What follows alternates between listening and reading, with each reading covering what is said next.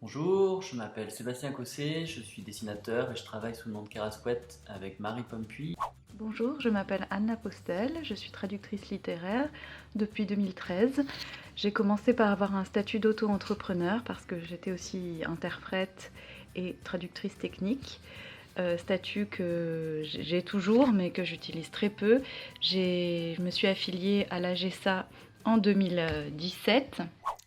Bonjour, je m'appelle Colline Pierret, je suis autrice et éditrice au sein d'une petite maison d'édition qui s'appelle Monstrographe. J'ai démarré mon activité créative en 2013 à la publication de mon premier livre jeunesse. Pour ce qui est de notre expérience vis-à-vis des congés parentaux, c'est surtout Marie qui s'y est collée de mon côté, comme je savais que notre statut ne nous permettait pas de vivre tout en s'occupant du bébé. J'ai cherché un boulot comme intermittent du spectacle et j'ai travaillé en tant que storyboarder pour un dessin animé afin de pouvoir ensuite toucher le chômage et passer du temps à la maison à faire des projets et des choses que j'aurais pas pu faire avec juste le statut d'artiste-auteur.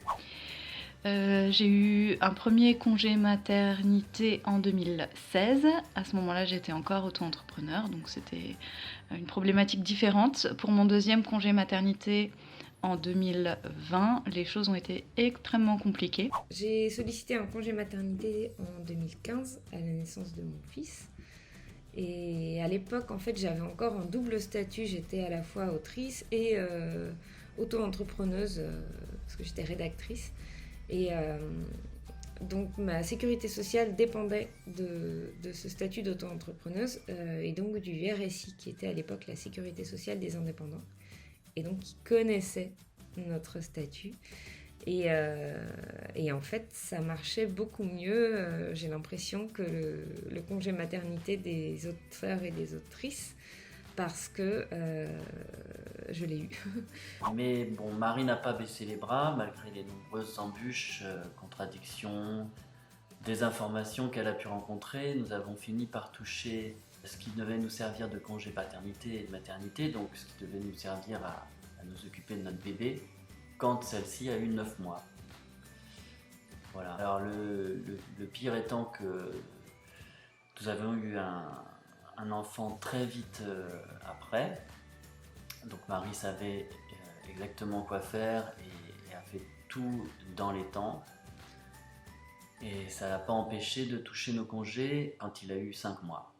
Bon, je dois quand même préciser que nous, par rapport à ces demandes d'aide sociale, nous étions parfaitement à jour vis-à-vis de nos cotisations à la Maison des Artistes. J'ai commencé mon congé en décembre 2019 et je n'ai obtenu les indemnités qu'en mai 2020. J'ai accouché en janvier. Et pour obtenir mes indemnités, ça a été le parcours du combattant, parce qu'en fait, l'assurance maladie ne comprend pas du tout notre statut. Il y a des difficultés de communication entre l'AGESA et l'assurance maladie, surtout quand au début de l'année 2020, l'AGESA a plus ou moins disparu pour devenir l'URSSAF Limousin. Donc je pense que ce transfert a encore plus compliqué les choses. Donc ce que j'ai dû faire, c'est contacter moi-même l'AGESA pour transférer des documents à l'assurance maladie. Et tout cela a pris énormément de temps. On avait un petit livret avec des fiches à compléter et à remplir à différentes étapes de la grossesse, de l'accouchement, du congé maternité. Et on faisait viser par le médecin et on renvoyait ça à la Sécu. Et à chaque fois, en fait, j'ai été indemnisée dans les, je sais pas, 2-3 semaines suivant l'envoi de ma fiche, ce qui quand même est un délai long mais raisonnable par rapport à ce que d'autres connaissent. Et j'ai eu l'équivalent de 2 mois et demi de congé, je crois. Le montant était fixe, il ne dépendait pas de nos revenus, c'était quelque chose comme 1500 ou 1700 euros par mois, ce qui est tout à fait correct.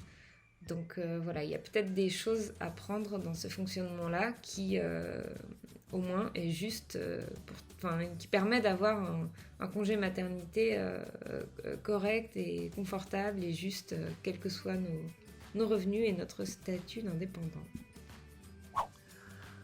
Bon, donc la seule amélioration que je vois, moi, c'est la création de syndicats, de groupes, comme la Ligue des auteurs pros, qui ont créé des espaces de rencontre, des échanges intermétiers de la création, parce que moi je suis dessinateur, mais je suis dessinateur dans la publicité, je suis dessinateur pour des livres pour enfants, pour la bande dessinée, pour le dessin animé. Je travaille avec plein de gens différents, j'ai parfois des statuts différents. Quand on travaille dans la création, on ne peut pas vivre en faisant qu'une seule chose. Ce qui me manque le plus, c'est d'être enfin représenté par des gens qui comprennent et partagent notre vie et notre statut et nos expériences. Et on sera peut-être sur la bonne voie à ce moment-là. Donc ce qui pourrait être amélioré pour la suite, c'est une unification de tous les statuts pour que ce soit plus facile de percevoir ces indemnités de maternité. Ensuite, j'avais également fait une demande de congé maladie au moment du confinement. Et ça a également été très compliqué. J'ai d'ailleurs toujours pas reçu toutes les indemnités, donc j'ai relancé l'assurance maladie, mais en tout cas j'ai dû les appeler plusieurs fois, leur expliquer mon statut, leur envoyer des documents complémentaires à plusieurs reprises.